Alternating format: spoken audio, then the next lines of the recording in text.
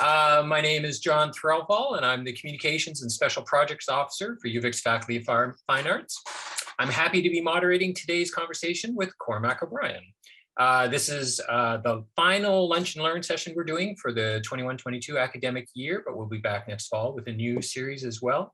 And I'll plug the rest of the series that you can find on the Fine Arts YouTube page. And if you're interested in going back and hearing what our earlier speakers have talked about, grants and funding, what it's like to work inside the art galleries, finding meaningful work in the arts, we've got sessions specifically on those as well. Before we begin, I would like to acknowledge and respect the Lekwungen peoples on whose traditional territory the University of Victoria stands, and the Songhees, Esquimalt, and Wasanish peoples whose historical relationships with the land continue to this day. That historical relationship is an important thing to keep in mind at all times, given that a sense of place, history, and personal experience informs so much of our lives and our creative practices. Every day, I feel fortunate to be able to live, work, learn, play, create, and raise my family here. Today, I'm pleased to introduce our guest. Cormac O'Brien is a Toronto-based musician and writer who works as a social media manager with Six Shooter Records, one of Canada's foremost independent record labels. An immigrant to Canada, he has a degree in creative writing and professional writing and journalism from UVic, where he was also the editor-in-chief of the Martlet student newspaper. He's held all sorts of jobs across multiple arts industries as a musician, a journalist, an editor, a podcast host and creator, a content creator, artist manager, and a graphic designer. And he prides himself on being average to decent at all of them. Can't ask for anything better than that. Thanks for being here, Cormac. My pleasure. Thanks for having me, John. Yeah, no worries. So let's just to start off, can you give us a brief outline of your path out of UVic and into your current career? How did you get to where you are now? Yeah, absolutely. I mean, that's a good question. I ask myself that quite a bit. So when I went to UVic, like you said, I took a degree in creative writing with a minor in professional writing and journalism. My degree was technically in screenwriting, which I have not used as much as I would like to, but I'm working on it slowly but surely. So when I left, I was editor-in-chief of the Martlet. I stuck around at UVic for a couple of months post-grad, just I think about 4 or 5, basically over the summer as editor-in-chief of the Martlet. And then when I left UVic and when I left the Martlet, I went straight into the music industry. My brother, whose name is Vincent, is a professional musician, professional singer-songwriter, and his management agency, Amelia Artists, who are based in Victoria, have worked with the likes of Tegan and Sarah, worked with Luca Vigali. They were looking for a sort of an assistant, kind of, someone to do as much as they could. They're a very small little agency, so I basically stepping in to do whatever I could and help all around the office, both admin and grant writing, bit of day-to-day management stuff with Vincent. And so I did that for about 8 months, I want to say. And that was great. When I came to the end of my time at Amelia Artists, I knew that I was going to start, I was getting ready to move to Toronto. I knew that I wanted to be in Toronto to play music full time. And so I ended a little bit before back in, I suppose it was maybe September of the year before I moved to Toronto. I started working, just doing a couple odd jobs. I worked at a coffee shop. I was at Russell Books for a little while. And then I also did a bit of journalism working for Victoria Buzz just over the winter break, which was great, just to kind of tide the months over. And then moved to Toronto, February 2020, which, as it turns out, not the best time to move to Toronto to pursue a live music career. That's okay. Things shut down we moved at the end of February. So things shut down pretty quickly after. And then I just sort of vamped for 8 months and sort of just chilled and did a few extracurricular writing things, nothing too intense. And then in November of 2020, I got hired for Narcity. And then I was back in the journalism game full time for about a solid year. At Narcity, I wrote for their Toronto team. I wrote for their trending team. If those who don't know what Narcity is, sort of like Victoria Buzz and like BuzzFeed News, like kind of like 4 to 5 SEO heavy driven articles, 4 to 5 articles a day. So it was intense and it was like a real startup culture, and it was great to be writing again. I'm really writing, really writing. I worked as an editor for them after a little while, which was great. I love editing and I love working with other writers, probably more so than just writing myself. And then I did that for a year. And then coming up on November 2021, this opportunity with Six Shooter presented itself. I just saw the job posting online, and I'd been wanting to leave journalism. I'd been wanting to do something a bit less intense, a bit less grind. The Narcity has a real startup culture, which is great. but I was kind of a little tired, and I wanted to settle into something less intense than journalism.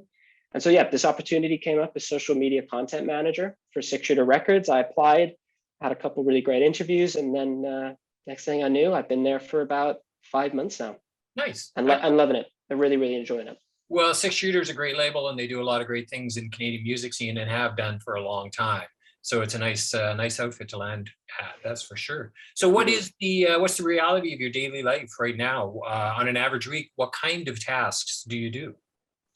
Well, if you ask me, my tasks are mainly to watch TikTok, but sort of that's not officially on the job description.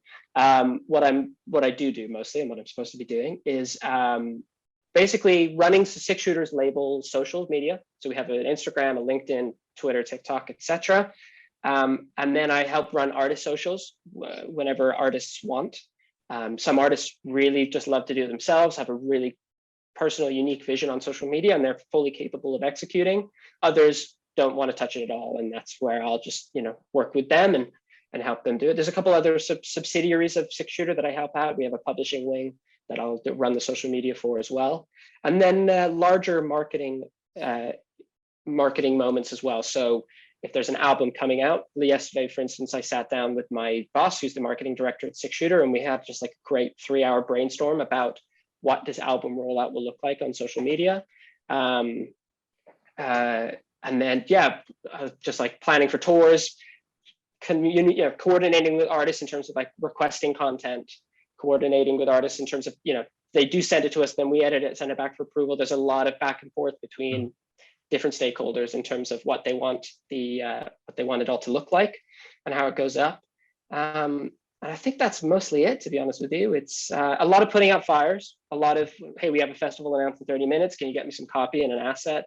And then a lot of long-term planning. Hey, we have an album coming out in 9 months. What does that look like when it lands? So a lot of data, a lot of in the moment stuff, a lot of future planning. It's great. It's a lot of everything. Nice. It sounds pretty lively all the way around. It is, yeah. And then going to shows too. I shouldn't. Yeah. Well, and that's when we were chatting beforehand, you were saying that going to shows, shooting video, having things to put up on social right away.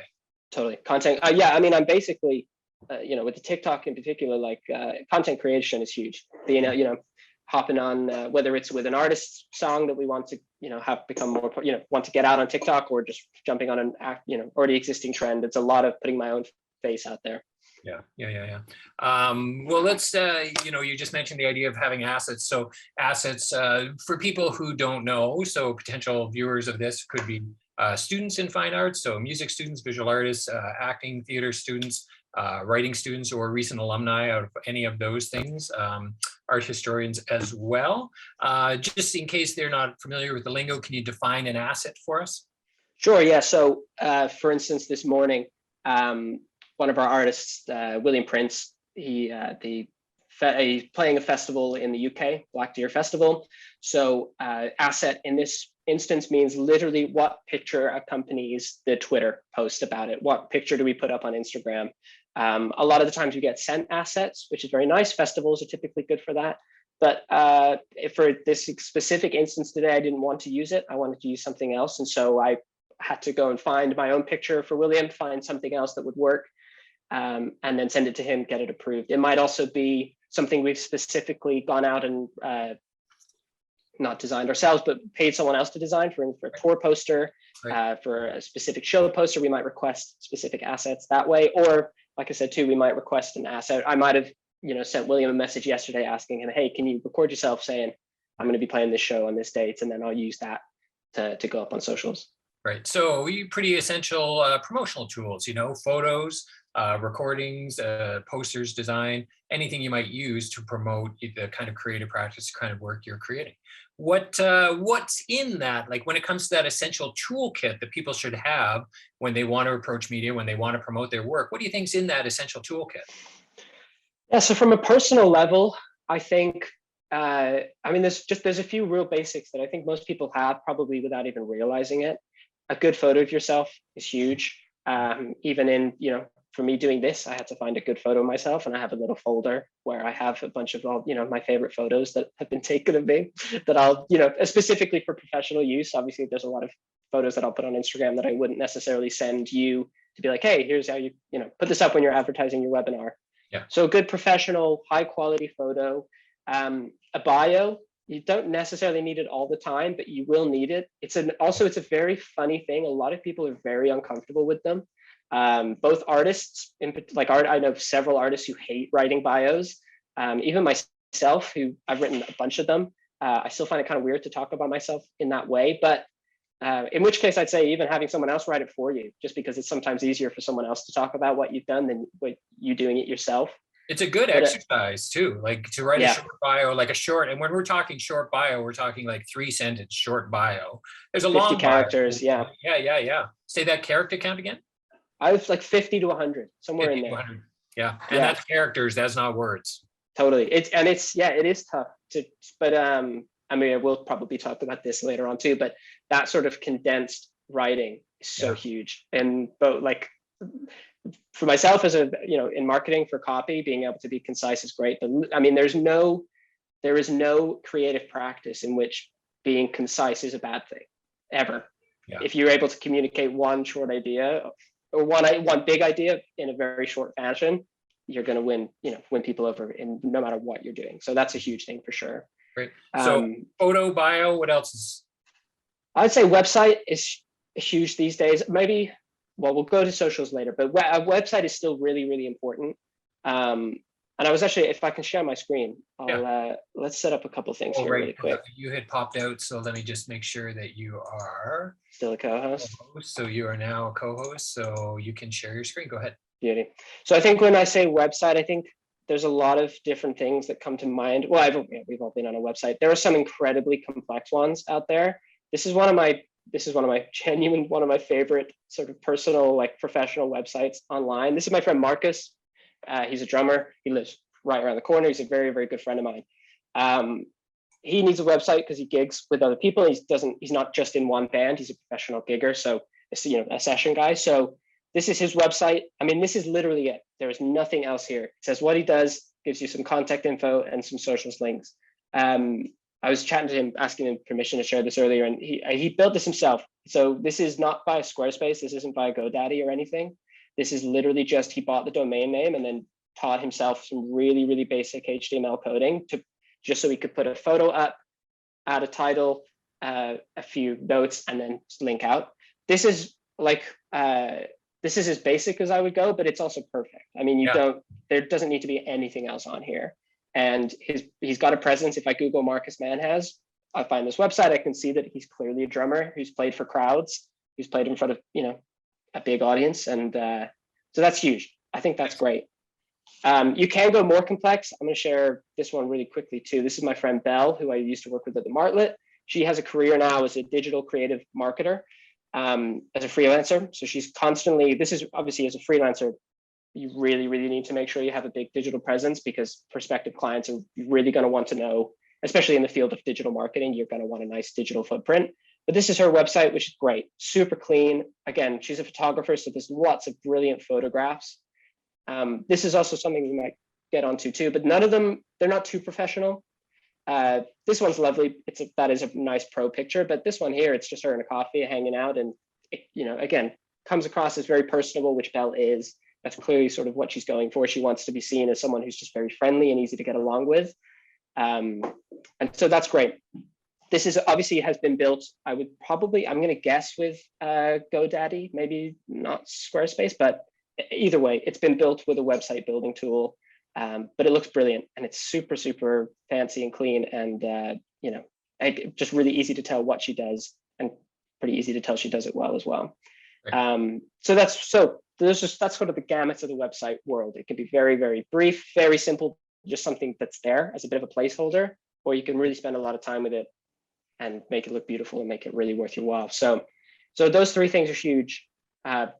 Photos, really great professional photos. Again, that communicate something. If I'm a musician, I don't want my professional photo to be a headshot of me standing against a wall doing nothing. I want it to be me playing my instruments. I want it to demonstrate exactly what it is I'm doing. Marcus's photo, for instance, of him drumming against a big audience, that's the perfect professional photo for a drummer, because that's, I want to see him doing that. So that photo, great professional, relevant photo, short bio, preferably ones at different lengths. I mean, write 3, because maybe someone will say you do have 500 characters, and then a website, and then finally, which is probably the most, I mean, I'm biased because this is literally what I do for a living, but I would say the most important thing these days is having a great social media presence. Let's talk about the social media presence. So you're talking a professional social media presence as opposed to a personal social media presence. Yeah, I mean, the two are very much the same thing these days. It's sort of hard to differentiate. The lines are very blurred, I think, when it comes to personal and professional social media. I don't have any I have one for both, for everything. So Twitter, it's just one profile. Instagram's one profile. Facebook's one profile. LinkedIn is obviously one, but that's, you would only really be using LinkedIn professionally. But so when I say great social media presence, I don't necessarily mean you are active on every single platform constantly all the time, but it's you have picked your platforms, you've done it all with intention. You're on this platform for a specific reason. You've catered what you're doing on it for that specific reason, and you're executing it well. It doesn't and I say this to artists all the time. You're much better served being active and engaged on one platform than inactive and non-engaged on 10. It's just dead platforms, old platforms with the same content on every single platform that was posted 6 months ago. It's just a turn off to people instantly. They can tell you're not involved in this platform, so why would I engage with you on it? Right. So no one's going to your Snapchat feed. Yeah. God, I'm not on Snap. Yeah, that's a little rich for my type these days. It's been a while since I've been on Snapchat. But in terms of the difference between professional and personal, I mean, it does depend. My experience with this has mostly come via journalism, in which it really is a bit of a contentious topic at the moment in terms of the function of social media. It's really interesting. I really recommend people kind of look into it. I don't know a lot about it, but my fiance is in journalism, so I've been hearing it from her. But the New York Times essentially told its reporters to basically stay off Twitter as much as possible recently, because a lot of them were very personal on their platform, and it wasn't necessarily always reflecting well on the New York Times, or at least the New York Times wasn't perceiving it to be that way. But the thing about media, and even myself, I've had 6 or 7 or 5 or 6 different jobs within the sphere of media, and if I had wanted a professional brand for each one of those jobs, I would have been doing a lot of work trying to reset it and regroup. And if I had a really specific journalism Twitter, and then all of a sudden I get a new job doing something completely different, like social media management, I now have to completely pivot. Whereas if I'm just kind of focusing on my personal brand, which already includes all of these different interests, it's a lot easier than fit my work life within the realm of my personal brand, if that makes sense. Sure. No, I get that. Yeah. So on my personal Twitter, I've always been talking about music, even when I was a journalist, because it's what I like to do. And so now it's not weird that all of a sudden I'm posting about shows again and posting artists, new releases and all, tour posters and stuff like that. And I still retweet journalism and stuff because it's interesting to me, and maybe one day I'll be back in journalism. So I think it's much more important to just, being honest and open, and not trying to, not trying to force social media and force your social media brand to be something you're not, is so huge. Because it comes across as forced. And then if you move away from it, which a lot of us in media do, we're constantly shifting gears and shifting industries. And you've kind of you've forced yourself into a corner that you might not be able to get out of. Yeah. So choose your platform and be honest on it. Let's say you want to get your work in front of people.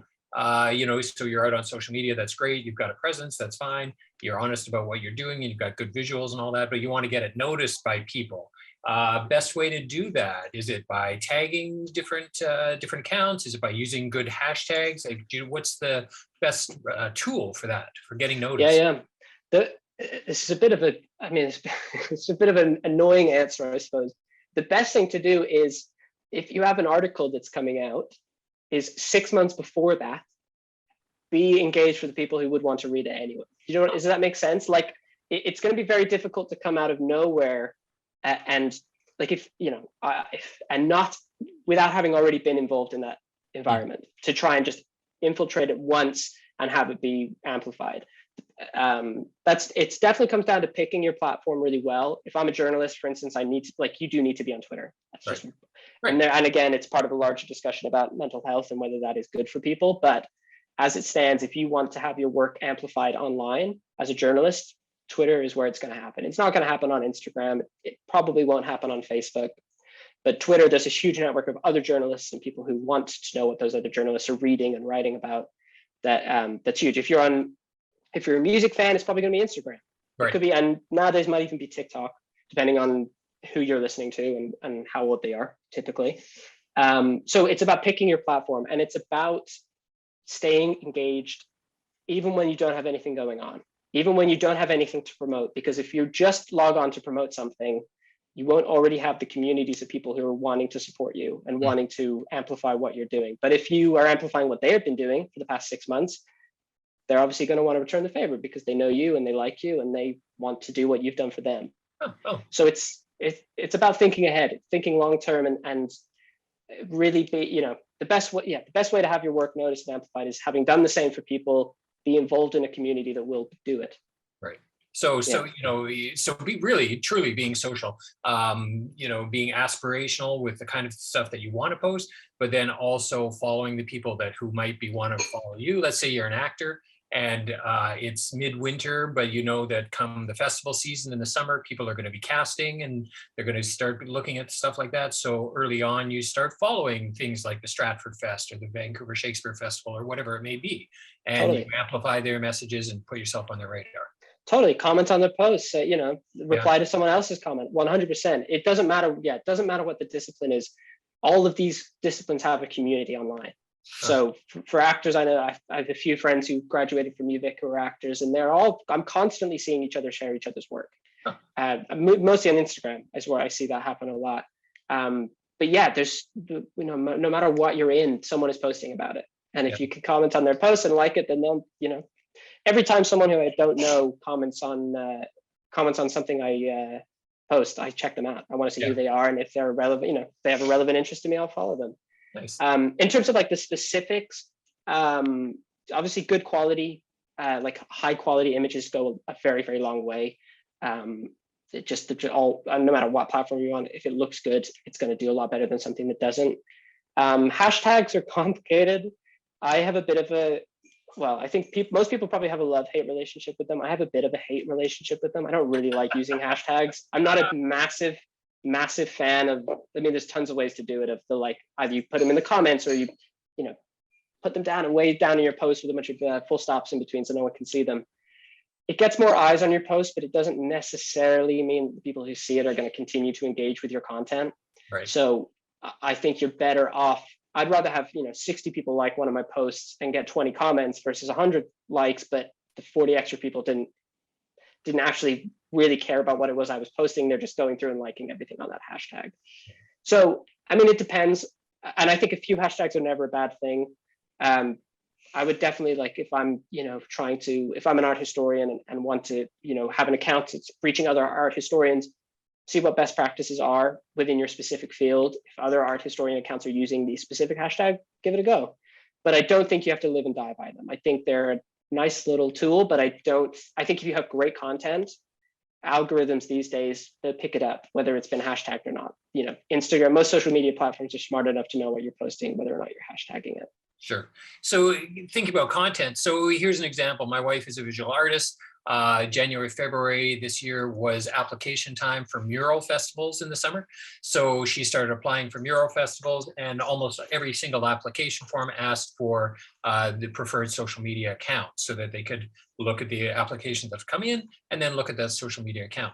So as soon as she applied for, or as she was applying for all of these mural festivals, she was also making sure that her social media account, her Instagram page in this case, was full of pictures of her mural work or her working on murals or her designing murals, so that when people then went to that page to check her out, they would not see her with her cat, her, in the backyard with the chicken, but they would see her as a working artist. They'd see her visual presentation of the work she can do, which strikes me about, having, maybe it's not the right wording, but like having a message and being able to get that message across to people. You want people, if you're an actor, if you're a visual artist, you want people to look at your work and say, oh, okay, I get it. They're an actor. I get it. They're a visual artist. My favorite example of this is with Shawn Mendes, which, why not? He's always a good guy to bring up. When he first started in the music industry, he was a young guy who was on YouTube, I think. I think it was, or it was Vine, was it maybe? Anyway, he was online and doing these covers, and it was great. And he's a very good looking guy. And I think, he's obviously a very, very talented singer, but at least on Instagram, he was posting a lot of photos of himself, which are great because he's very good looking and it comes across very well. But when he started really seriously going for music, and when he started putting singles out and getting on radio and all this kind of stuff, every single photo he posted was of him holding a guitar. Because all of a sudden now Shawn Mendes and his team want you to go to his page, and they don't want you to think, oh, maybe he's a model, or maybe he's just very good looking and that's all he does. They want you to see it and go, oh, he's a musician. And not only that, but he plays guitar, and that's very specific because they want to bill him as a singer-songwriter. They want to bill him as an instrumentalist, someone who's, not just a pretty voice, pretty face on songs, but someone who actively is playing and creating. So it's unfortunately a bit of a dated reference. If you go to his page, I don't know what's on there at the moment, but there was a time, at least like 4 or 5 years ago, where if you went to I would send you to his Instagram page, and the top 10 posts would just be him holding a guitar, because they were just drilling that as his brand. So it's super, super important. And it kind of goes back to what you were saying about the personal versus professional. If you're the kind of person who needs to post a photo of the cats and really wants to, then maybe having 2 accounts is a great idea. My friend Taryn Walker, who's also a visual artist from UVic, has 2 accounts. She's got a professional one, Taryn Walker Media, where she posts beautiful, beautiful art. And then she has a personal one where I see pictures of Ursula, her dog. However, if you don't want the hassle of that, I will say that there were lots of ways to, first of all, I'll say that being personable goes a long way online. And as much as it's really important to showcase your work, showcasing yourself alongside your work is also really, really important. Both in the sense that Instagram and Facebook and Twitter like to see faces. They like a lot of people have, I've got a lot of friends, tattoo artists for some reason do this, because a lot of their content is the tattoos specifically. Right. A lot of them really make an active decision to post pictures of themselves as well. And they'll say, this is for the algorithm. Just need to keep posting pictures of myself because Instagram likes it when I post faces, and it does. I think most people will find that if I post a beautiful sunset picture and then post a picture of myself, the one of myself will get more likes because it's just reaching more people. And when you're scrolling through your feed, you see a face, it catches your attention better. So I will say that that's really important. I'll also say that there are lots of tools nowadays whereby you can post pictures of yourself, and then, for instance, on Instagram, if your wife really did want to keep posting these pictures of her cats, she posts them to her story versus posting it on the feed. So you can keep the balance of both. I think whereas before, maybe you really did need to have 2 separate accounts. I think, again, the lines are blurring, and I think it's more important to, personally, I think it's more important to have one account that can do both. I think it's a good way of going. And if you can handle it, and if you can, make your close friends list work for you, use stories. Twitter, for instance, is coming out, I think in the near future, will be coming out with a tool where you can pick who sees your tweets. It doesn't necessarily have to go out to all your followers. It goes out to your circle. So it's sort of like close friends for Instagram. So social media platforms are realizing that people don't want to have 10 different accounts for 10 different things. They want to use one account, but curate who sees what. Instagram, for instance, with its new feeds, you can pick your favorites and you only see their posts on your feed, or you can go chronological, or you can see everything sort of algorithmically. So I think we're getting to a place where there will just be one account per platform, and each account is a bit versatile in what it does. It's not strictly personal or strictly professional. Okay, good. So lots to talk about social media. Obviously, that's what you do. It's what everybody is doing these days. But I don't think we should discount traditional media either. When it comes to getting exposure in traditional media, I mean things like magazines and newspapers, radio stations, TV stations as well. These are all still media corporations that need content, and quite often they're looking for local content. There's the national feeds, that's fine, but they're looking for the local stories as well. So I just want to touch on that briefly. Let's talk a little bit about approaching traditional media. I'm doing something, let's say I'm doing an art show, or I'm participating in a songwriting festival that's happening in my city. And maybe the headliner is somebody that nobody will get an interview with because nobody can reach them, but maybe they can reach you as the local person. So when it comes to reaching out to traditional media outlets, what do you think the best practices are? Like, for instance, lots of notice, not calling them the day before. It's like, you print a newspaper, I'm going to call you the day before I'm saying I'm doing this thing tomorrow. That's not going to work for a newspaper. Totally. Yeah, I had this conversation with a friend of mine who was asking for some help with PR. Wanted help writing a release for her new single that was coming out, and was asking, like, how much lead time do I have to give this? If it's digital, it'll be different than if it's print, obviously. I think you make a really good point with what you're saying in terms of who needs the content. Does the Globe and Mail need content? No, the Globe and Mail has access to every single piece of content they want. Does the Martlet need content? Yes, all the time. That was all we did, was try and figure out what the hell do we write about this week. So it's knowing who needs your content. It's knowing who wants your content, which again goes back to knowing your community, which is where socials are super important. But it doesn't have to just be on socials. I mean, you want to know who's in the journalist community at UVic, go to the Martlet office, say hello, ask them, go to your class, go to a journalism class and ask around, see who's interested. If you want to know who's in the art history community, go to a gallery, go to an exhibition that night, say hi to people. It doesn't have to just be online, obviously, but it is about finding your community. And knowing your community. If I knew that I had, say I had a gig, I'm coming up in Victoria, and maybe it was a really big gig for me, a festival gig, I would reach out to you, John, because I know I'm a UVic alum, and I know that you have a UVic alum paper. And so I would know, okay, there's my story, that's my angle. I would reach out to the Martlet because I'm a Martlet alum. You reach out to the people who might have a vested interest in you in terms of what you're doing. And there has to be, and you have to present them with the story.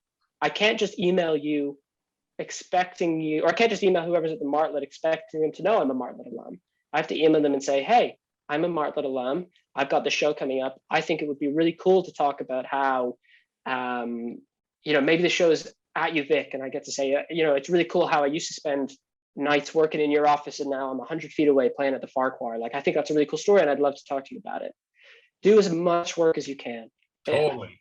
Unfortunately, it's a bit of a bummer because it would be nice to just say, send them an email and they come back to you with 10, 30 different questions, but you just got to make their jobs easier. And that's particularly important, if you are pitching bigger, if you're pitching the Times Colonist, if you're pitching Saanich News, those people are very busy and they don't need as much content as someone at the Martlet does. So what legwork can you do for them already? If you provide them with an angle, you've done half the battle. Yeah. And if you provide them with a number at a time at which to call them, or send them a press release where it has all the questions answered, great. There you go. Yeah. Like, and that, on that basic level, you provide them with the information they need to tell the story that you want.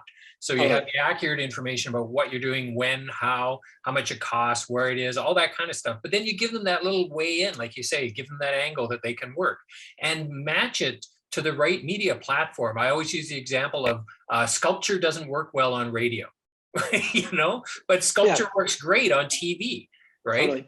And similarly, a singer-songwriter in print, you're relying on your quotes. Whereas if you went to a radio station with your guitar, you could sing them a little thing, right? So you can offer those kind of things. So it's important to think about the platform and how you suit each platform and how you can best tell that story in the best way. And it goes back to what I was saying too about being engaged beforehand. It's very, very difficult to just rock up to a community and know exactly where to go.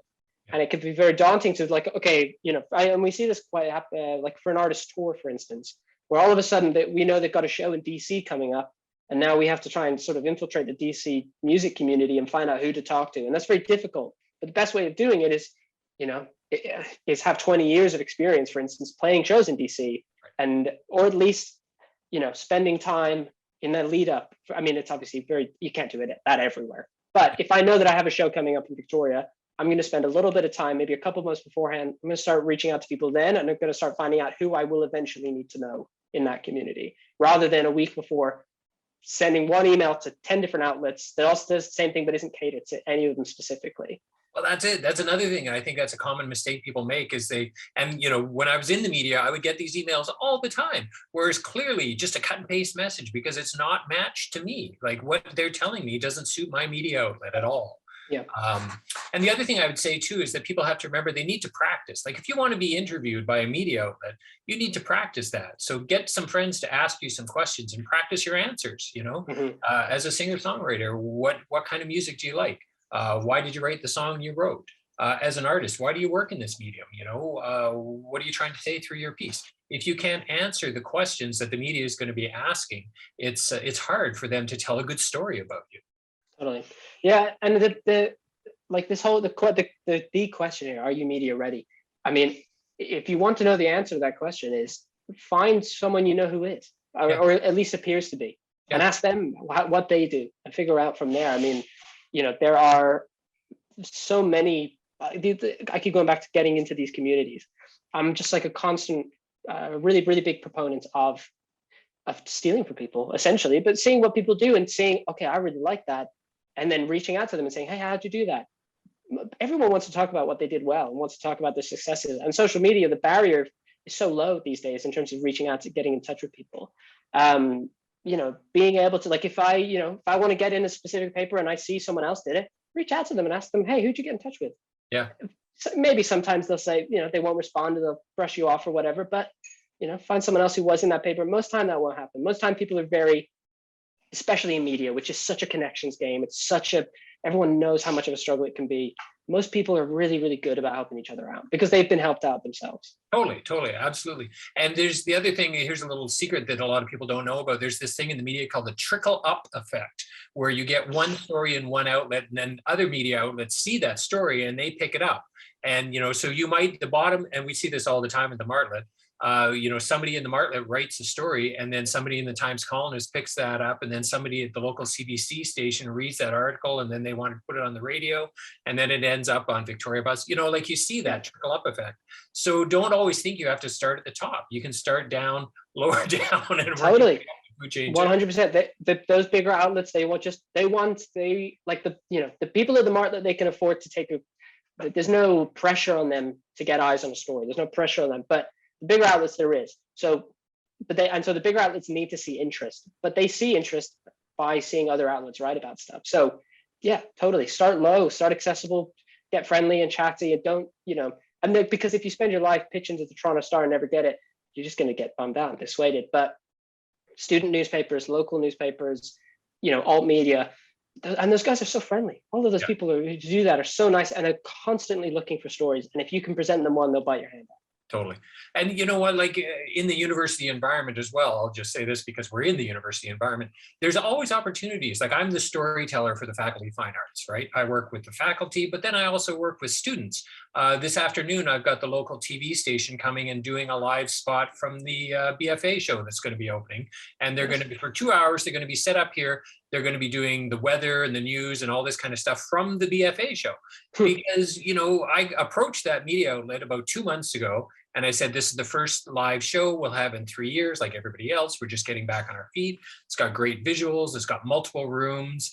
We've never worked with you on visual arts before. We've worked with Czech TV on music and theater pieces, but not visual arts. Anyways, it was a no-brainer for them to say yes, because it ticked every box for them. It was community oriented. It was a student thing. It had great visuals. I gave them plenty of notice, like everything worked out. And I asked. A lot of the times, people just don't ask. Totally. Yeah, that's huge. So we have a question. I don't know if you'll be able to answer this question. Maybe between the two of us, we can spitball it. So how has finding jobs as an actor changed in the past 20 years? How has it changed in the digital age? So that's specifically about acting. I don't know if you have I do have a great, I have an insight into this in that I was cast in a Hallmark movie as an extra once. Were you really? Happy to share my reel with anyone who wants it. I can only really speak from sort of the perspective of someone who's friends with actors. Again, I think it all I think as far as I can tell, from what I see my friends doing, is the age of the acting reel has turned into something something you would have held in your hand as a DVD and given out to people, and is now spread across platforms. Your acting reel is every single TikTok video you upload. It's every single Instagram reel you upload. She's not a UVic grad, but a friend of mine, Laura Ramosa, who's a brilliant comedian, has gone incredibly viral with a couple of her TikToks impersonating her parents. And I know that if she wants a proper acting, and when she is actively shopping proper acting gigs, she's sending those TikToks. She's not just sending, a video for self seriously acting against. She's sending the content she's already made. And you get the benefit of having content and getting interest from fans and just regular people online that way, but then you also have something else you can share with casting directors. Yeah. That seems to be the sense I get. I know Rahat, who's also a UVic grad. Yeah. Rahat, she's had she was brilliant and has a total life on TikTok too. And I know is now booking gigs because she got success that way, and because maybe not. I suppose I shouldn't say not only because I know she's probably been pitching and doing. I know she does a lot of live theater too. But again, I would only assume that when she's pitching and reaching out to casting directors, she's sending her TikTok, because then those casting directors, they not only see that she's a phenomenal actress, but B, she's got 100,000 people who are watching her every move. And so if they put her in a commercial, there's 100,000 people who are going to know about that commercial. Well, you know what? And I think that I would say, because I've been covering theater for over 20 years now, and I'd say the big difference in getting work as an actor is creating your own content. Exactly what you're talking about. If it's TikTok, if it's YouTube, we keep hearing about all these YouTube sensations and people who just start doing things. And 20 odd years ago, we didn't have access to those media platforms. So you were reliant on other people creating work for you.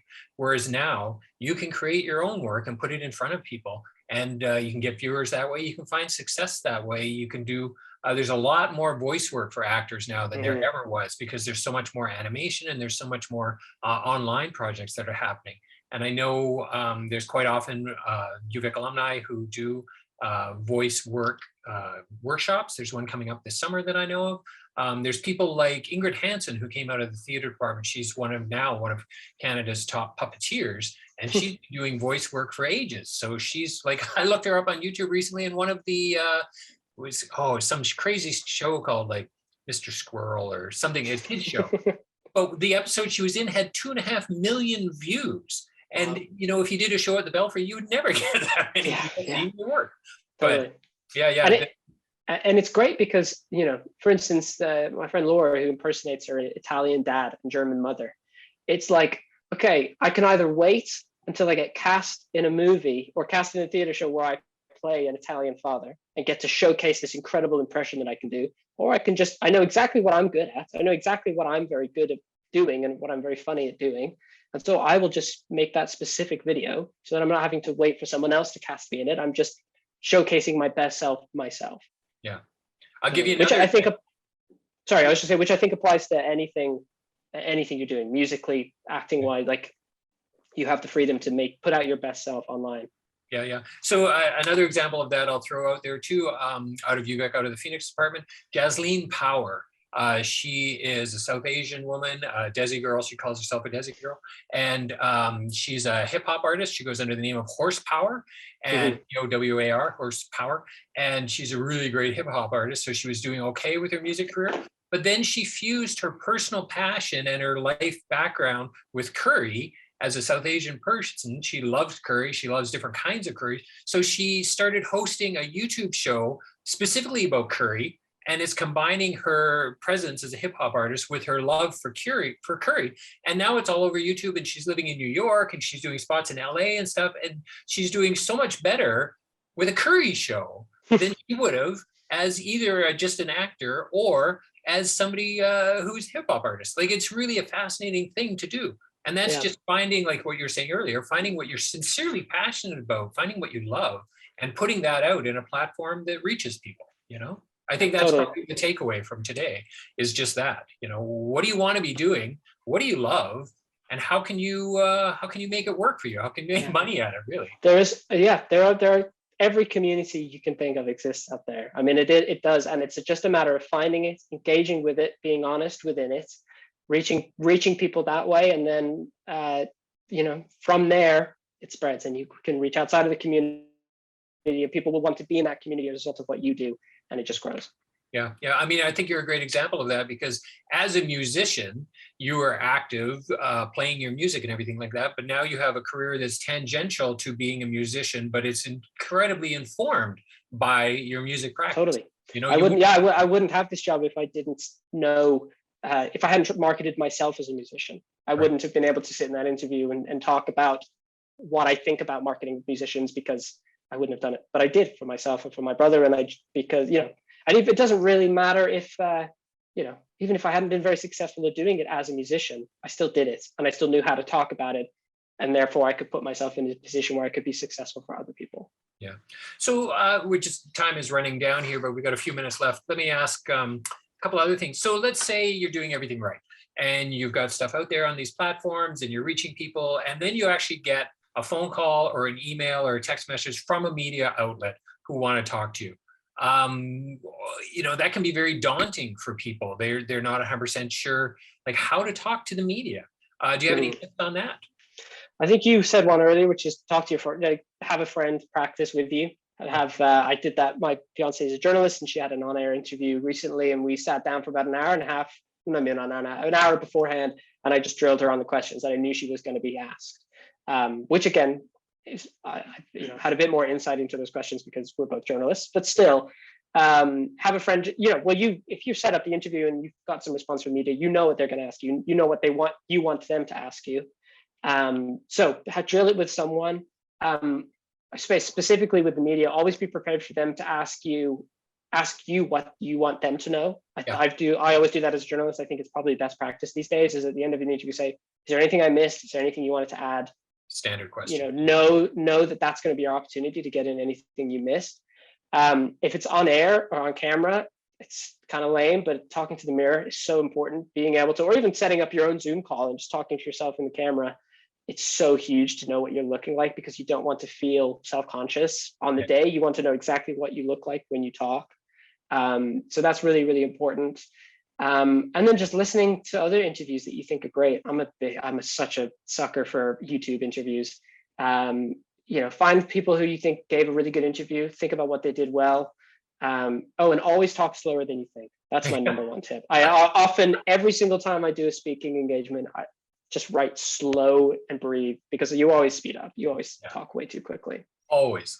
Yeah. And I try and use pauses where I can, get to a point in the conversation and you pause and then you carry on. You can use those judicial pauses. The other thing that I'll say people don't do enough of, they don't do enough research. We're all coming out of an academic environment here at the university. We've all learned how to research in various ways.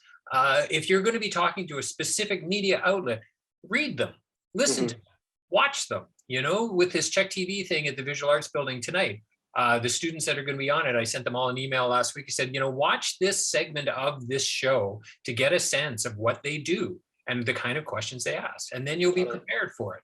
If you're going to be on CBC, listen to the CBC, listen to the kind of questions they ask. Don't be throwing out F-bombs on the CBC because they don't like that. But if you're talking to the university newspaper, they'll probably be fine with that. Yeah, we love that. Yeah.